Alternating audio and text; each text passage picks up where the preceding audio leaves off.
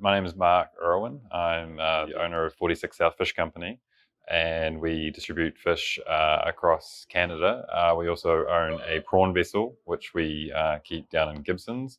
That prawn vessel is active during the months of May and June, and most of that is caught live, and we distribute that mostly in the Vancouver and to some of the restaurants across Canada.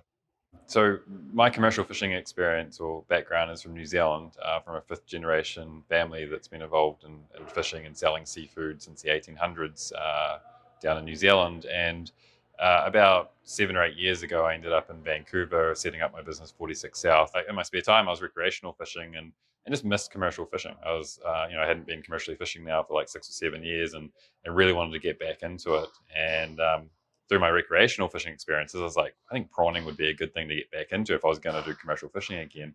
The main reasons being is I can be home at night times if I'm fishing locally. There aren't many local fishing or fisheries left in BC, and prawning is one of the ones you can still do from downtown Vancouver or Gibsons, and you don't have to travel 300 miles away to access your fishing grounds. So that appealed to me, having a couple of young kids. I wanted to get into something that also gave them an opportunity to get into fishing, like the opportunities I had back in New Zealand. I think the biggest challenges for young people is getting the fishery is definitely financial.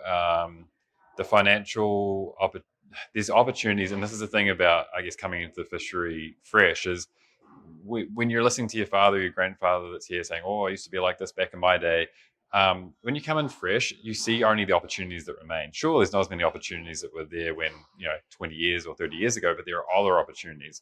Yes, there might be less fish, but the value of fish has gone up. I look at a friend and close colleague in the fishery, Fraser McDonald, who has built up a fleet of boats and started with his first boat and now has I've lost count how many boats Fraser has now, but he's really building up a fleet of boats, and it's all like-minded young people. And when I sit around a fire with them, chatting, drinking a beer on the coast, a couple of years ago, I'm like, this is really inspirational. Like when chatting with someone who's like got that same passion and drive, and they're not moaning about the past, they're looking at the opportunities going forward. I think that's really cool to recognize that, and I think that gives me a lot of hope and drive that like young fishermen can succeed in this fishery. They just have to be a bit more creative than their forefathers.